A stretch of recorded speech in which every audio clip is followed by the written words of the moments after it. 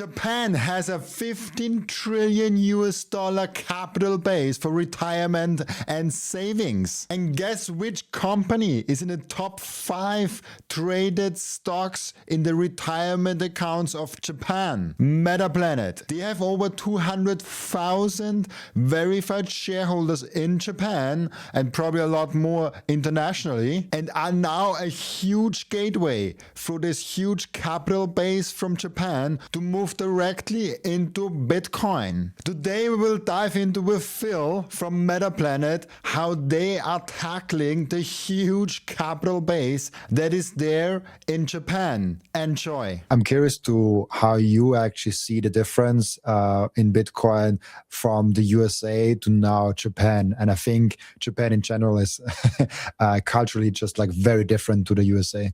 What I'm seeing is that the Japanese are extremely passionate about their country and the companies that represent the nation of Japan. Kind of surprised me, to be honest. Like when I joined Metaplanet, the reception was just overwhelmingly positive, and the engagement was amazing. So just at a high level, Metaplanet it has become it has become a cultural phenomenon in Japan. Now it's one of the top 5 most traded companies in the Japanese kind of retirement account system. It's, right, I think it's 2 below Sony, you know what I mean? So we're nowhere near the size of maybe some of these Japanese mega corporations, but we are one of the most actively traded stocks, particularly in the retirement account system. And we're able to see in Japan like exactly how many shareholders we have at any given time. And we're currently over 200,000 shareholders. So I think it's at this point likely over 225,000 shareholders, which is 1 in 600 people who live in the country. So we have a massive audience of extremely devoted Bitcoin enthusiasts. Now, in a broader sense in Japan, it actually feels like Bitcoin is not nearly as well received as it is particularly in the US. I'm not sure exactly how. I think Germany also has pretty good Bitcoin adoption. I'm not sure about Austria, but I can imagine that it is doing pretty well there as well. But I would say that overall in the country, the Bitcoin adoption is in Japan is a little bit further behind some of the other places, which is, in my opinion, very exciting because it's a very bullish opportunity. Bitcoin, of course, has the power to start giving people kind of real savings and revitalizing their kind of long-term savings plan. And so I think the opportunity is just massive there. It's so fascinating. And Metaplanet, as I understood it, just came out of having a hotel.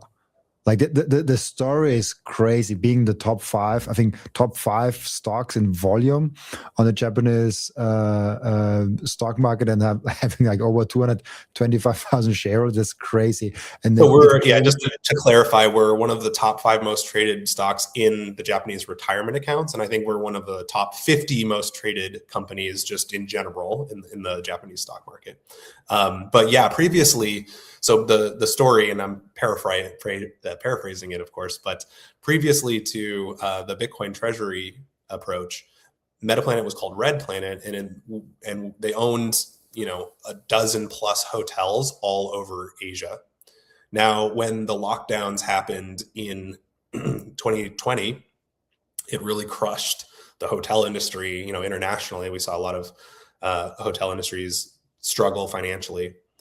Red Planet was able to, stay afloat until about 2024, when things just didn't really recover quite as they had hoped. But Simon, the CEO, is a very, very long time Bitcoiner. So he got into Bitcoin in the early days when Bitcoin was getting big in Japan around the Mt. Gox era. And so he was also very closely following Michael Seyr and seeing what was going on in the US, and made the decision to start selling off all of the hotels and pivot to accumulating Bitcoin. Since that's happened, the stock has a couple thousand X or 2,000X or something like that. I don't have the exact numbers today. Of course, the price fluctuates, but it has completely transformed the company. And Metaplanet still does own a hotel in Tokyo, so you can still visit the Metaplanet hotel. And we're currently building a cool kind of Bitcoin lounge at the hotel. So in the future, when that's available, people will be able to visit and check it out. That's freaking awesome. Just on the thing that it just like, I don't know, it might just be a question that just interests me, because you said like there's like this top 5 in the retirement accounts and top 50 in the overall stock thing. Is it because there are people that can't access in their retirement account Bitcoin? Is that like the main reason why like people really like the Metaplanet stock to have some exposure to Bitcoin? Japan currently does not have an ETF, Bitcoin ETF, and their tax treatment of Bitcoin, just spot Bitcoin, is pretty high. So I think it's something like a 50% plus capital gains tax on spot Bitcoin. And so owning Metaplanet is currently an easier, more tax efficient way to get exposure to Bitcoin in Japan. Now, the Japanese regulations are evolving. It looks likely that Bitcoin ETF will be available to Japanese citizens not next year, but potentially 2028. And of course, these things are all kind of in flux, so we'll be monitoring the situation closely. But yeah, at the moment, Metaplanet is really a great way to get exposure to Bitcoin without the same kind of tax treatments as spot Bitcoin in Japan. I think it's like just like super interesting, and I find it also super interesting, and that's why I really also wanted to talk with you about. I was very against the idea of not having Bitcoin and buying treasury companies. That changed a little bit in, I think, probably November, December last year, and I actually got into strategy because I was like, okay, I want to. The same with cryptocurrencies. I started with the biggest one. I did with the other ones, and then like pivoted back to the biggest one. And I just like have the same approach now to like treasury companies. I was like, I want to first understand strategy, and I'm not yet done. But every time I mention strategy, every time I talk about strategy, everyone is telling me, "Oh, you also have to look at Metaplanet." Like you have to, like, it seems like, just like from my small subjective feeling, Metaplanet is like number 2 treasury company that I kind of have to look at. I don't know the stats and all of that. I just know strategies number 1. But like, it's just from a feeling and like a narrative perspective, people always tell me like, also look at Metaplanet. First of all, like, why do you think this is? And like, do you agree that like Metaplanet has a really unique stand in the treasury space because it's like Japan and like has like a very unique kind of market to it? Yes, I think, right now Metaplanet is the largest Bitcoin treasury in Asia, and Strategy in the US has, over 700,000 Bitcoin. We currently have 35,000 Bitcoin and counting. And what's really unique about Metaplanet is that we are in, the Japanese market, which is one of the largest markets in the entire world. And the Japanese market is just historically very, very challenging for foreign companies to break into. And so, yes, we have a very good head start in Japan currently. The other piece about Japan is over the last, 20 or 30, actually it's probably 30 to 40 years at this point, it's the yield that people have been able to generate has been extremely low. So in a typical Japanese money market fund, you might get 0.5% interest for saving in that. And in the Japanese savings accounts, the interest is essentially zero. And so it's a very kind of yield starved environment, and Bitcoin, is offering significant volatility, to say the least. It over the long term has increased tremendously, but in the short term and day to day can be a very volatile asset to hold. So it's just very unique in that jurisdiction, and I do think that Metaplanet, we have a great head start. Now, there are actually there are a bunch of new kind of Bitcoin Treasury companies that are starting to pop up in Japan. But yeah, if you're looking at the Japan scene, we're significantly larger than the others. Yeah, that's interesting. Maybe a question I should have started with, especially for people that don't know what Metaplanet is or what they're doing, or maybe are also new to the Bitcoin Treasury space. What is Metaplanet doing in terms of accumulating Bitcoin? Yeah, just give us a high level overview of like what Metaplanet actually is doing. Well, we're following a lot of Michael Saylor's playbook, but we're deviating in some really important ways. So we actually have a kind of Bitcoin income generation team that allows us to earn revenue as we are accumulating Bitcoin. So we are running a similar playbook, selling equity to acquire Bitcoin. In the near future, we hope to launch preferred stocks like STRC and STRK in the US that will provide a higher percentage of yield to Japanese savers with reduced volatility.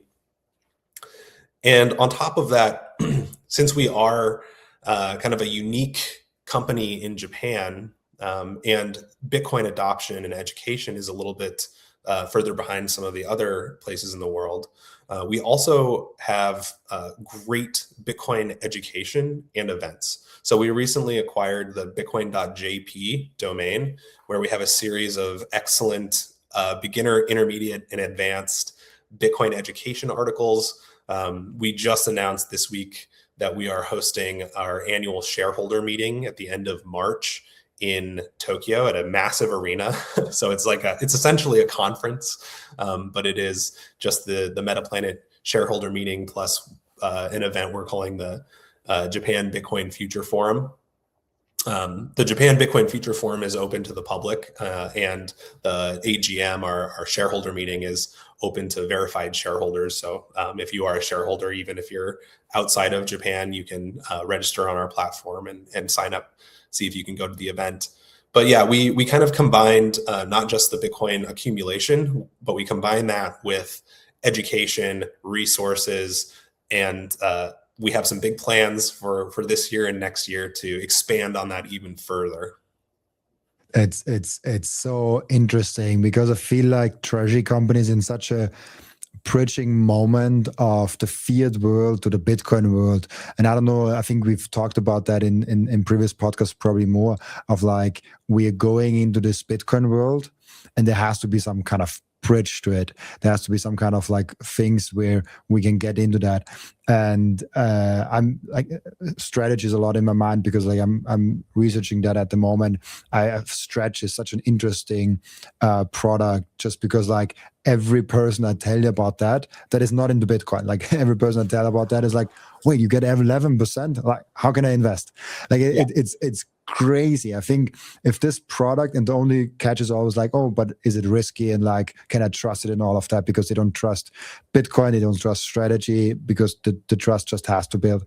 But once there is the trust there, like the funnel of fiat money coming into the system, being converted to Bitcoin, that's I think it could be completely absurd, the numbers that all the treasury companies, not all, the good executed treasury companies, I will put it like that, can make is absurd. I'm not yet done with my research, but the more I look into it, the more impressed I am with the whole space.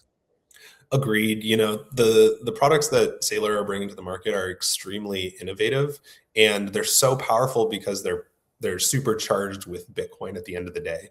To provide some context, so we're in the process of setting up some similar products. We've named them Mars and Mercury. And to your point, like your friends are very shocked by 10, 11, 12% interest that's being paid by STRC and some of the other preferreds. That interest rate is at least in the US, it's about 2 to 3x what you might be able to get in a standard investment.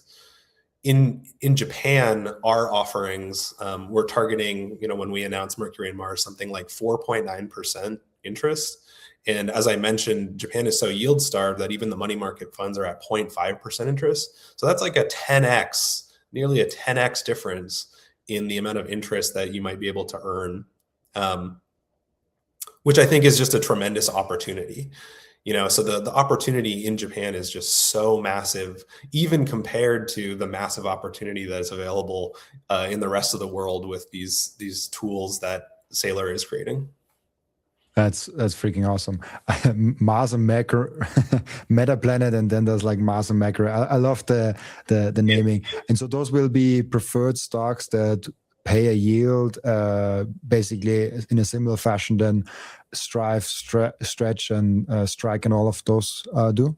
Correct. And we're starting with the two that are most similar to STRK and STRC. So yes, we'll start with those and see how that goes, and we'll see what happens in the future. I really enjoy that. That will be fun to see. What is kind of for you? There's a lot of people that criticize treasury companies in the Bitcoin space. It's kind of fun to watch. It's almost like two different communities. And I come from a place of being like a hardcore self-custody maxi. And I think you come also from the same place, working at Unchained, like being super like a focus on like self-custody and all of that. How do you see currently this like almost like weird differentiation with like there's like a real Bitcoin have self-custody, but then there's like the treasury company space? I feel like I'm in both camps at this point. Like I would never have like a significant amount of my money not in Bitcoin self-custody, but at the same time I like the products and I can imagine investing a little bit in there to have some amplified Bitcoin. So how do you kind of see this almost cultural difference, the cultural aspect of those two elements? What's great about Bitcoin, and particularly Bitcoin, 10-ish years ago, 7 to 10 years ago, is that we felt like we rediscovered savings, and we did in a lot of ways. Bitcoin is sound money. There's a fixed supply of 21 million. There will never be Bitcoin printed beyond that, and you do have the power to save it very easily by controlling the keys. And myself personally, I would not for my savings wouldn't trust them with a custodian. I only use multi-sig with keys geographically separated, so that myself, my family, my house are never single points of failure for my Bitcoin, and I'm able to travel the world and be able to access my wealth kind of wherever I need to be able to access it. So that's the power of saving in Bitcoin. Now, it's my belief that Bitcoin is the new global reserve currency, is the new form of money for the entire world. And saving is maybe the most important thing you can do with your money, but that's not the only thing that you can do with money. Bitcoin is not going to remove the desire or need for investing. Bitcoin allows you to invest in purchase, acquire more capital, invest in your own business, invest in other businesses. And so there's a lot of people who are still kind of excited about the savings aspect of Bitcoin, and myself included. But there's an entirely different category of people who are interested in investing in different companies. And as a longtime Bitcoin holder, you just have to ask yourself, well, am I going to invest in companies that don't have good money, or am I going to invest in companies that do have good money? And right now, the treasury companies they've kind of they've figured out a sly roundabout way to significantly increase Bitcoin's total addressable market into these fixed income credit markets. And it's a black hole. Bitcoin just, starts draining the kind of legacy fiat markets and turns it into sound money and kind of hijacks that whole system. So I see them as extremely valuable. They open up the total addressable market of Bitcoin to these massive, massive pools of capital that are allocated by institutional investors with very specific mandates. Like, these people can't use the funds to buy Bitcoin directly, but they can potentially use the funds to buy preferred equity or common equity. So yeah, I think it's ultimately just a sign of Bitcoin maturing and evolving. Now, there's absolutely nothing wrong with just saving in Bitcoin. It's the lowest risk activity that you can do in Bitcoin. Control the keys to your Bitcoin in multisig and just hold for the long term. That's the lowest risk thing you can do. But for some folks, they want to, maybe affect change in the world in a different way. And the way that they can do that is by investing. And so that's where the Bitcoin Treasury companies come into play. And it's just another option. The way that they trade right now, in my view, is like a very amplified version of Bitcoin. The preferred stocks are suppressed volatility versions of Bitcoin. You still get some of the yield, but you don't get all of the yield. It's just really cool, I think, to see how the industry is evolving. I don't think that it is losing. A lot of people are worried that the Bitcoin Treasury companies are causing Bitcoin to lose its roots of sovereignty and control. And I don't believe that that's necessarily true. I think it's just a sign, again, of longtime Bitcoin holders who are interested in using some of their savings as investments.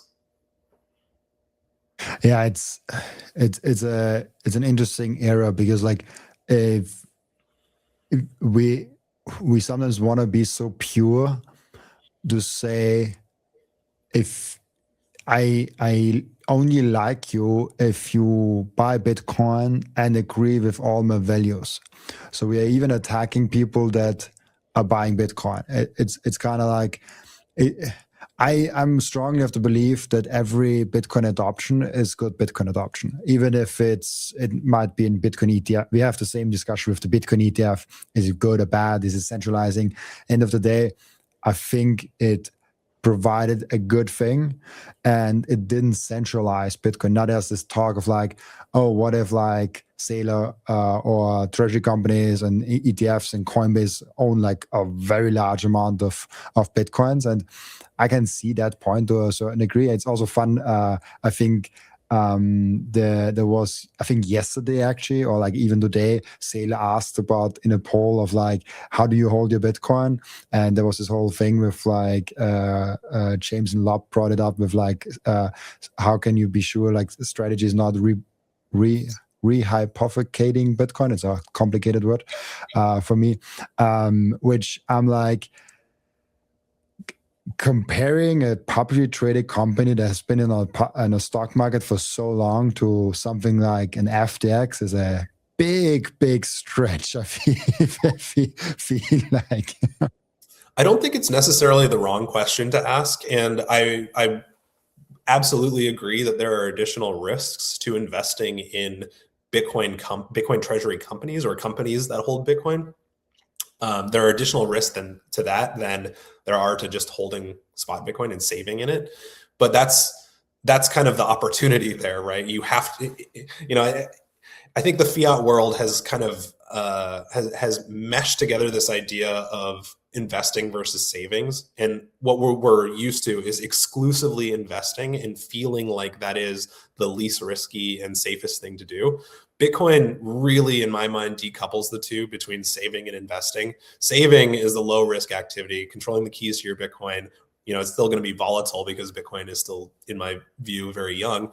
But if you're trying to get involved with Bitcoin in some way, buying spot Bitcoin, controlling the keys is the lowest risk way that you can do it. But as you go out on the risk spectrum, that becomes the investment opportunity. If you're buying something like a strategy or a Metaplanet, you are buying it because you believe that the management team will be able to generate more Bitcoin, more money than you will be able to by just saving it. So that's where the opportunity is. Maybe it's a little basic, but it really helps me to go back to those first principles of the differences between saving and investing. Another thing to note about the treasury companies, and in particular Metaplanet, is we found that we are actually the kind of first Bitcoin touch that many people have in Japan. And many of our shareholders go on to buy spot Bitcoin as well. So we're leading the charge in a lot of ways in Japan by introducing Bitcoin. And then, of course, we have, like I mentioned earlier, our educational materials, and Bitcoin Magazine Japan is run by Metaplanet as well. And so we're really getting people into the Bitcoin ecosystem. And maybe it's not everyone's first choice for a first introduction, but sometimes you have to just put yourself in someone else's shoes who's maybe used to only investing, and they're at least getting their first touch with Bitcoin, and it's a positive first touch. So it's brought in a ton more people, more money, more people into the Bitcoin ecosystem. You mentioned earlier the Bitcoin ETFs. I think that the Bitcoin ETFs have been absolutely great for Bitcoin. It has led some of the most powerful people in the entire world to become advocates for Bitcoin. Larry Fink now announced that their ETF is their highest revenue generating product, their Bitcoin ETF. That sentence would have been pretty insane to say just like 5 or 6 years ago. And so, yeah, the world is changing very rapidly, and Bitcoin is growing in a lot of ways faster than I even imagined. Now, the price can be, the day-to-day spot price can be a little bit painful, but I remain incredibly bullish. And yeah, the amount of impact that Bitcoin has had in the world in just my time has been truly amazing.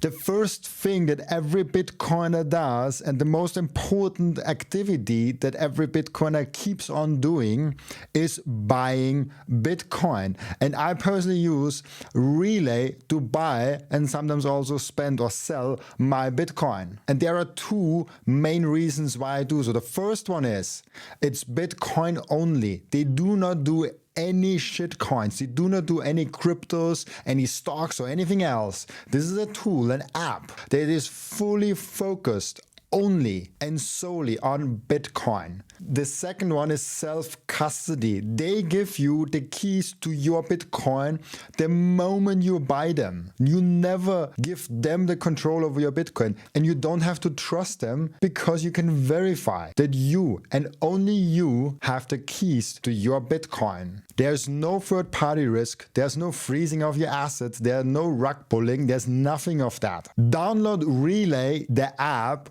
on your phone, or go to relay.app on your browser and use code Robin to save fees and get cheaper Bitcoin. I want to tell you about something very special to me. It's called micro seed. If you hold your Bitcoin in self-custody, and you should, you know how critical it is to secure your seed phrase. You should not have them on paper. You should not have them on anything else than titanium. With micro seed, you can engrave your 12 or 24 word seed phrase, the entire seed phrase, onto a 1-inch small washer. Yes, just one washer. All 24 words on that one washer. You can hide that thing everywhere. And even better, you don't need to buy a new kit every time you have to get a new wallet. You can make unlimited backups because MicroSeed is not selling the washer. MicroSeed is selling the device that stamps the washer. So you get the full kit with the device, with the washers, with the hammer, with everything you need to get started today, and you can make with that unlimited amount of backups. Go now to microseed.io. I like that.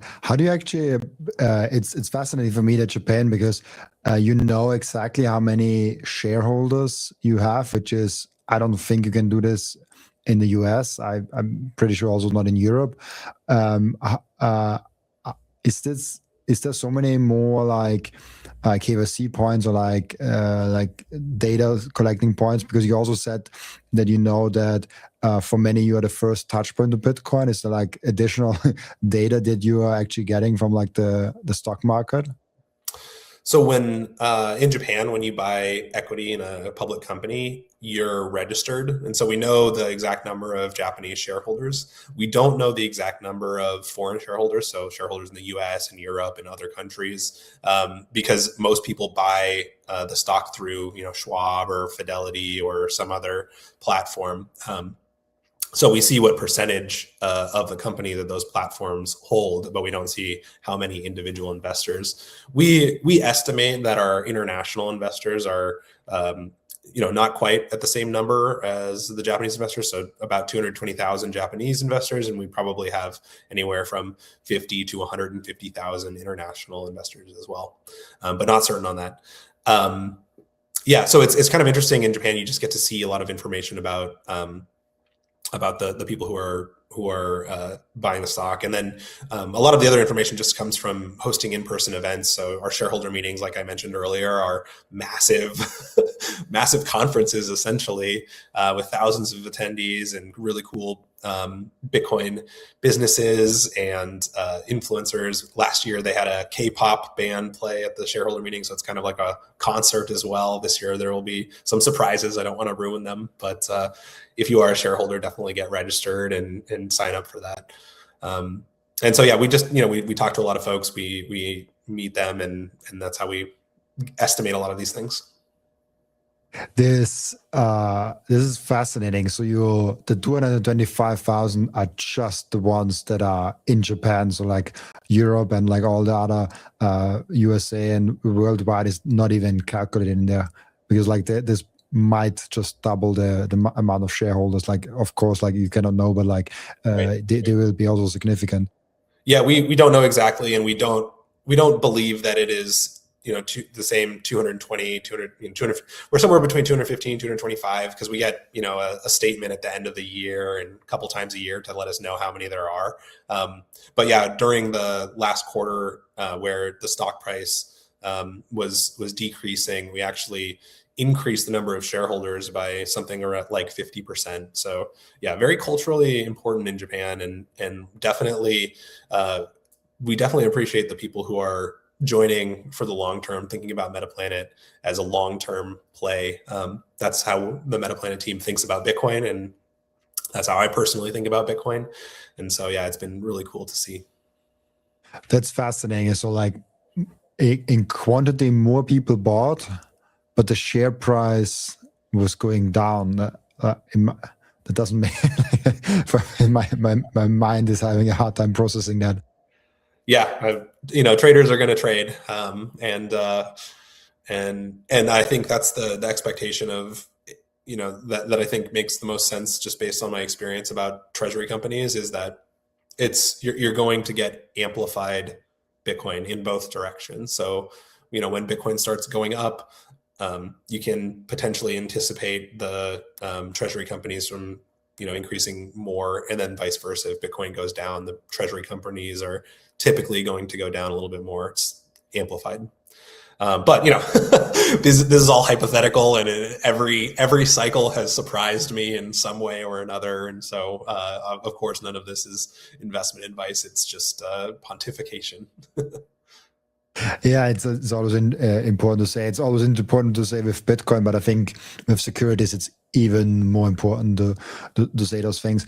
But it is interesting because you can't value a treasury company the same way you value Bitcoin, because you already said like we have like this Bitcoin as savings, and treasury companies are investments. It's not the same thing, and so it's a whole new avenue of how the heck do you see or value what a stock might be worth one day, or like what the value behind the stock is, and what a oh gosh, like that's a whole nother topic, but like what a good entry price is, and all of those like questions, and then MNAV and all of those things. Yeah, I believe Bitcoin is going to help bring a lot more truth to the stock markets internationally. Because right now, I mean, I can mostly speak to the US, but there's some stocks out there that are valued just absolutely crazy high. You know what I mean? And some major companies that don't have any Bitcoin. And I think once the market realizes that, really not once it realizes, once it continues to realize, and this knowledge continues to expand, that Bitcoin is really the strongest form of money, and the companies that don't have any Bitcoin actually don't have good money. Well, I think when that knowledge gets out there and continues to permeate a little bit more, we'll start to see a repricing of really everything. I mean, that's what we're finding in the Bitcoin world. Housing prices crash measured in Bitcoin, healthcare crashes measured in Bitcoin, education's getting cheaper measured in Bitcoin. And I think we'll see company valuations getting cheaper measured in Bitcoin over time, until they start accumulating Bitcoin. And then in that case, then you're looking at them, and can they earn more Bitcoin than you can just by saving. Is that the new metric that you're looking at if you value a stock in general, of like how much more Bitcoin can they accumulate versus myself, and is that the investment case basically for any stock in the future, because Bitcoin is kind of the new hurdle rate? I definitely believe that Bitcoin is the new hurdle rate. I mean, I've been pretty vocal about that for my time in Bitcoin, and I think any investment that's going to be interesting for me personally has to prove to me that they can accumulate and acquire Bitcoin at a rate faster than Bitcoin's valuation just increasing, and for the trade off of the risk. If you're investing in something, of course, you're giving up your Bitcoin to make an investment in hopes that they earn you more Bitcoin. But yeah, no, I think if one of my favorite sites, and I'm not sure if it's even up anymore, but it's called Priced in Bitcoin 21, and it was measuring everything with Bitcoin as the denominator. So it had stocks, it had gold, it had everything, and you can just see that over the long term, Bitcoin is the superior form of savings. Almost everything is down measured against Bitcoin in the long run. Now, in the short term, gold might look like it's significantly up in Bitcoin. I'm not personally a trader. I'm just a long-term hodler investor. And so I like to look at the 3, 5, 7-year trends and see that. And it makes it pretty clear to me that Bitcoin is the correct move for me. Now, for other people, the amplified Bitcoin, the mining companies, the treasury companies, et cetera, might be interesting over the longer term. I just looked it up. I didn't pull that website up for a very long time, and it looks very different now. But it is. Oh yeah, it's still there. It's crazy, I love and you it. can see the S&P 500 going down in Bitcoin. It's like, that's a crazy chart. It's like almost at like minus 98.8%. Yeah, that looks dead, 98%. right? I don't know. Get the defibrillator. We'll see. We'll see if we can put some life back into it. That's crazy. Yeah, Like everything else going down. Yeah. So this is how I personally look at a lot of things.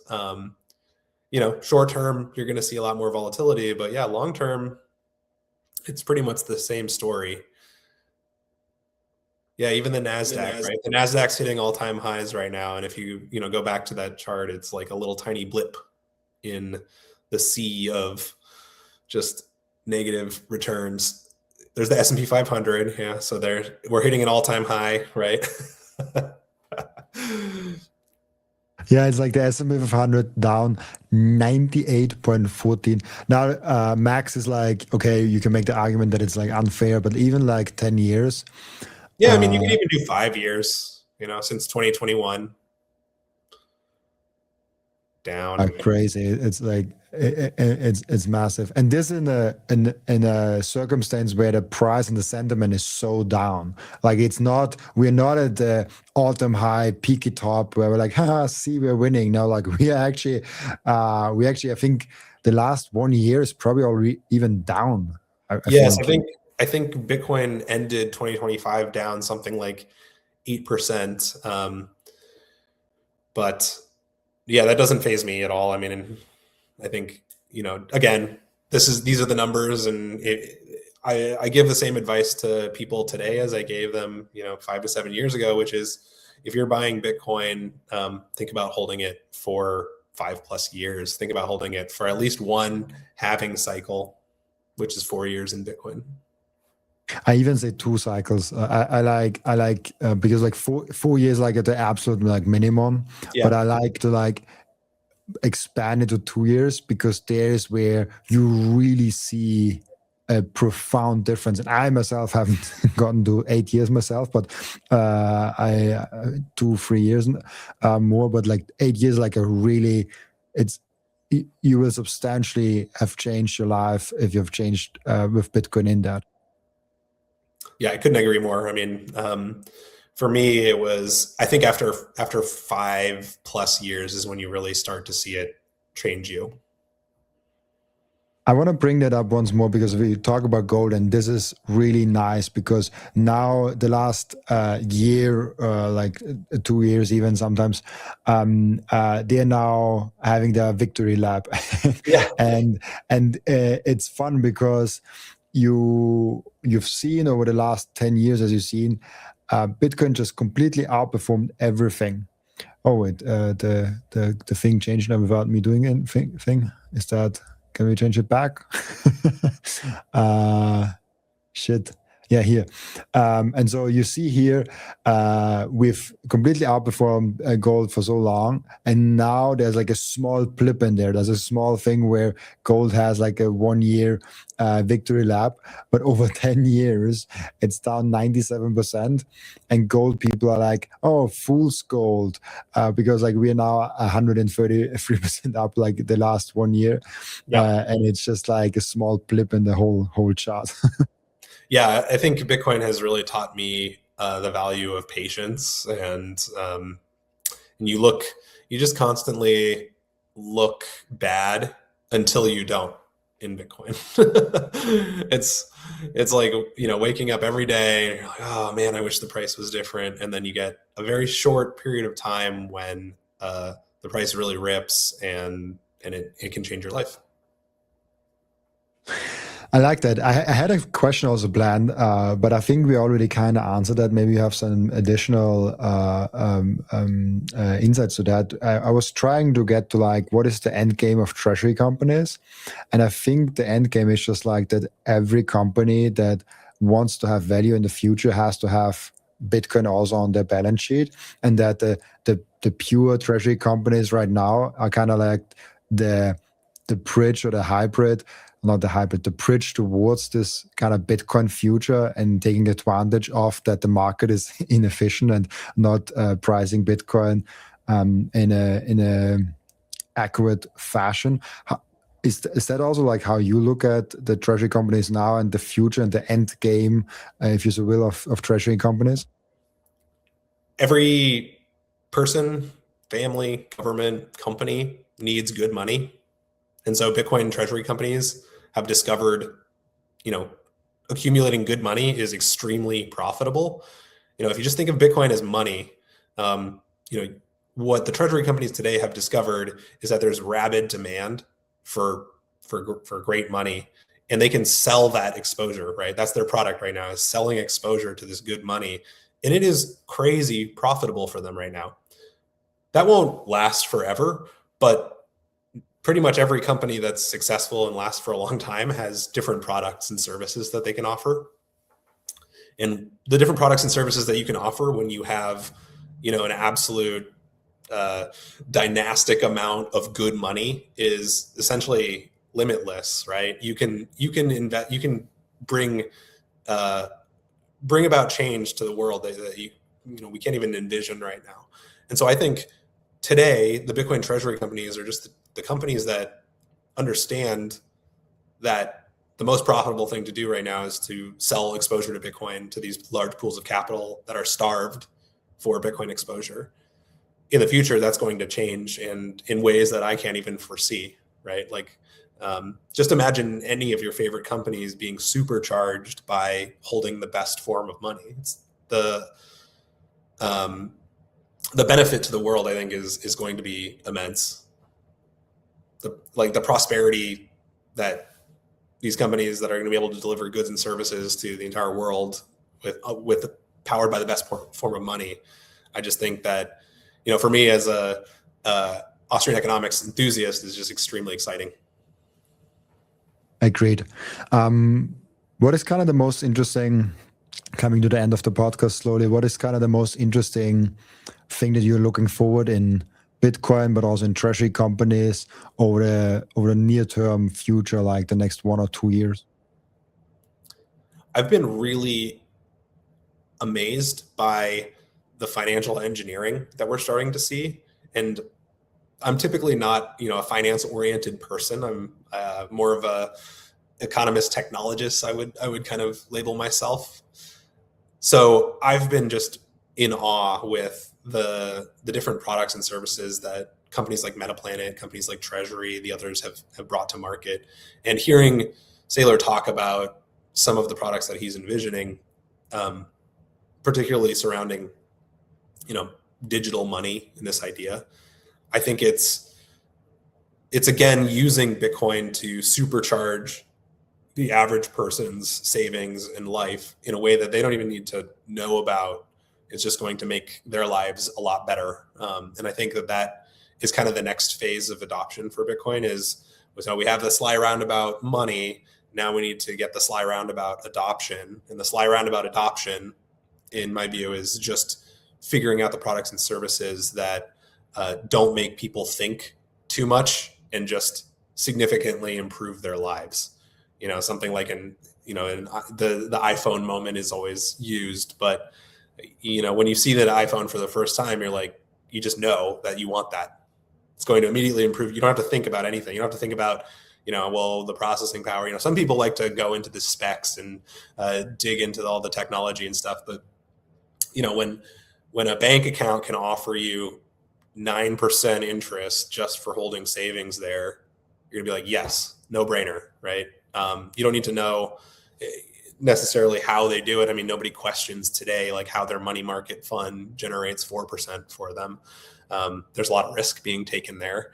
I think the risk can be significantly reduced by powering it with Bitcoin, and the rates of return are going to go up. So yeah, I think that the next phase of Bitcoin adoption isn't going to necessarily be as cypherpunk as maybe some of us envisioned back in the day, but what keeps me hopeful is that the growth in all of the really cypherpunk tools is continuing.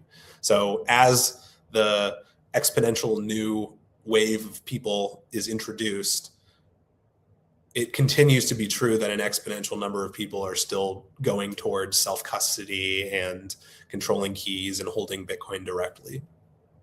So it's just a different kind of adoption approach, in my opinion. I love that you brought the iPhone moment up, because I have to be super honest. When I looked into strategy, the thing that got me over the edge of investing was Stretch. When I looked at that product and the prospect for that, what it means for the future and their ability to raise money, was like, oh wow. Like this makes a lot of sense for me, and I'm already looking forward to the conference call that is, I think, not that far away. When this airs, probably it was already in the past, to see kind of how Stretch now looked in the past quarter. But then I'm really looking forward to next 2-3 years when this product is established, because I think it needs some time in the market to establish and make those rounds. Metaplanet now has, I think Mars is the master one that is similar than Stretch, something similar. And I look at that as the iPhone moment for treasury companies. As said, I always have to say that, because I only research till now strategy, so I don't feel comfortable talking about the other ones also. But so this is kind of the iPhone moment for me. Yeah, and I think you bring up a good point. Like, not every treasury company is identical. When you're picking out a Bitcoin treasury company or a company that holds Bitcoin on their balance sheet, you really need to learn about what they're doing. Some are trying to deliver Bitcoin native products and services to the market. Some are trying to get to that point where they can do the financial engineering of issuing preferred shares. Some are just using Bitcoin as a trade, and they're saying, hey, we're going to put some of our Bitcoin into our treasury, and when the opportunity arises, we'll convert it back to dollars. I mean, I think we've seen that with a few different companies. Trying to think of one in particular, but yeah, you just have to pay attention, and if they're selling their Bitcoin, that might be a signal to you that they're using Bitcoin as just a trade, a short to mid-term trade, and they don't necessarily have the dime in hands. So again, there's some people that are going to be excited about that. There's some people who are, the Bitcoin dime in hands, that are only going to want to work with companies that hold it and don't sell it. And then there's going to be companies that, most Bitcoin products and services, like all the hardware wallets and the different financial services that exist out there, most of those companies also have Bitcoin on their treasury, right? So yeah, I think just every company is going to need money, and then there's an infinite number of possibilities of products and services that every company can go after, and it will just be really exciting to see, how it evolves.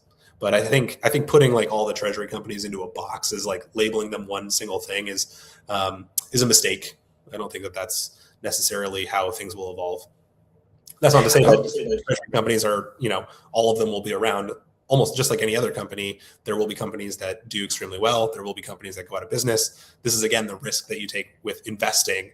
And that risk does not exist if you're just saving. The most important thing for your Bitcoin journey is not buying Bitcoin, but it's how to keep them. And yes, you have maybe the right tools, but how do you actually go ahead and stick it all together so it's the most secure for you personally? Self-custody is a deeply personalized journey, and the Bitcoin way is helping you exactly finding that correct setup for you personally. They are also helping you with securing your own cybersecurity. And if you want to go one step above all that, you can even get a consultation for a Plan B residency. Go to thebitcoinway.com/Robin and you will get a 30-minute free consultation. I finally and officially mine Bitcoin. This is not just something to stack more Satoshis, but it's most importantly also to support the network. Individual miners are the ones that keep the Bitcoin network decentralized. And by the way, you get KYC-free Bitcoin. That's why I use Simple Mining. I get an actual proper Bitcoin miner. They set it up for me. They repair it if it breaks down. And most importantly, they let me choose the pool and even connect my own full node. I'm completely sovereign and I'm completely in control, and I can sign up with Ocean, no account needed. I just give them a Bitcoin address and then there's mining going on.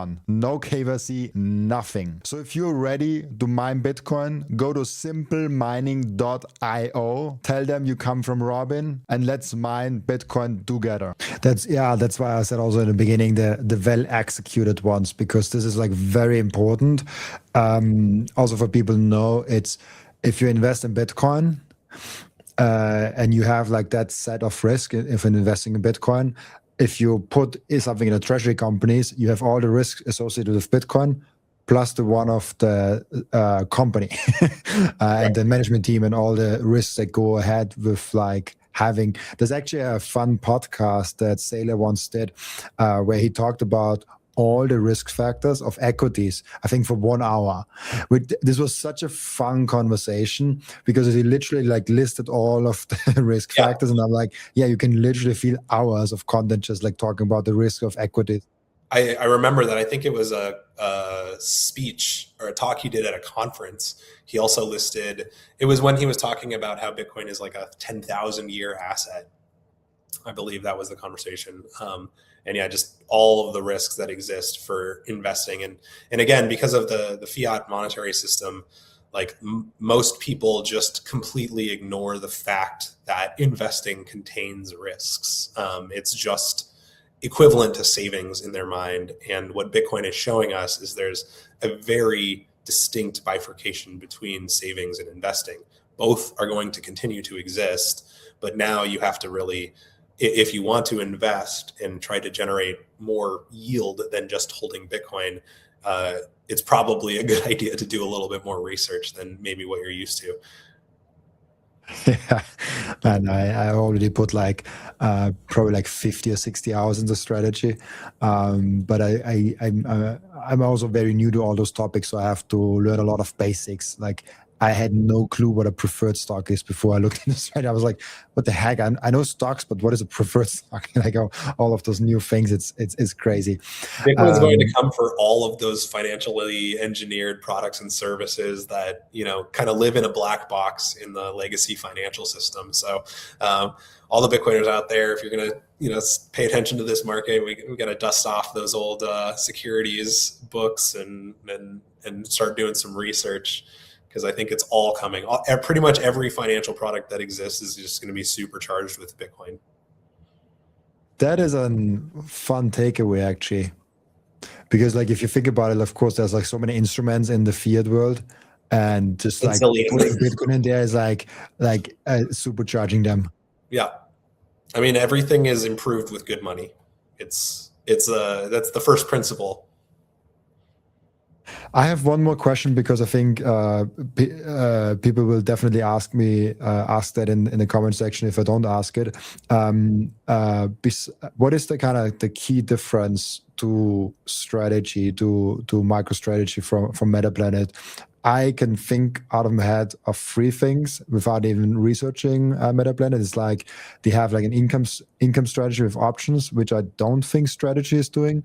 They have Japan. It's just like somewhere different, and the operational company, like it's very different. Like they have a business intelligence, you have a like a hotel, so like there's like those differences. Beyond that, like is there like anything more or like something you want to highlight? I think you did a pretty good job there. I mean, obviously we have tremendous respect for strategy and Michael Saylor and what he's doing there. We have the amazing benefit of getting to learn from what they're doing at strategy and adjust things in a way that we believe might deliver better outcomes for our company. So yes, we have the Bitcoin income generation team, which continues to break records quarter over quarter in terms of like revenue and profit. We have the education, the Bitcoin platform itself, Bitcoin.jp. We're really working to find great Bitcoin companies internationally and bring them to the Japanese market. So definitely, reach out to me if that sounds interesting for your company. And we have a lot of other things cooking that will I believe, be announced this year's shareholder meeting, or at least some point this year. So yeah, definitely similar in a lot of ways, but different in I think a few really key areas. And then to your point, strategy has no plans of entering Japan as of the last kind of Bitcoin MENA conference announcement that Saylor made on stage with our CEO Simon. And so we do have a really great, area that we kind of operate in, a great moat in the Japanese economy. Really, really cool. As you know from, I think you have been already 2 times before on the show, or 1 time at least. So you might know our end routine where the previous guest is asking a question for the next guest without knowing who the next guest actually is. And the previous guest asked you the question, a really fun one. What do you think is the greatest risk to Bitcoin for your grandkids era?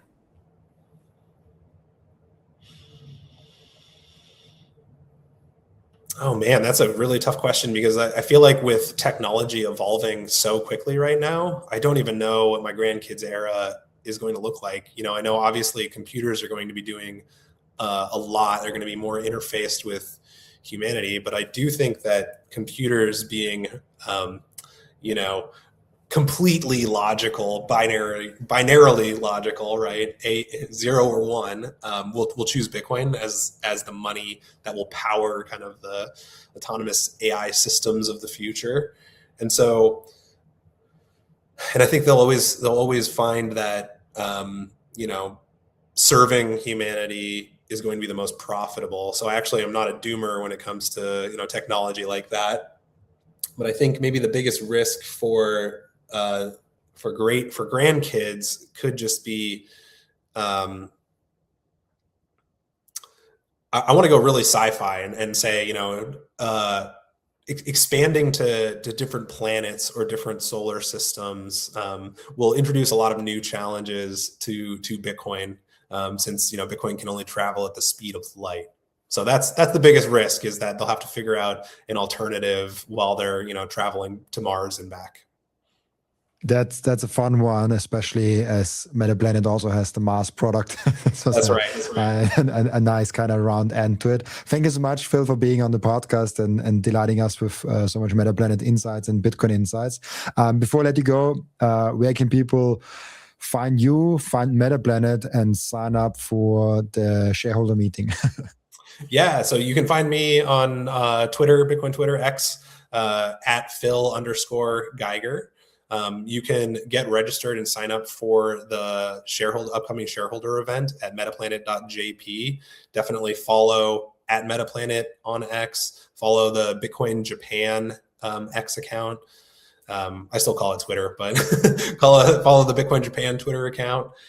and definitely get signed up and engaged, because we got some really great plans for 2026 and beyond. 100%. Really cool. Thank you so much. I'm looking forward to my Metaplanet research now a little bit more even. And so thank you so much for being on, Phil. And also thank you so much for everyone that is watching and listening, for joining us today. As always, I'll be back.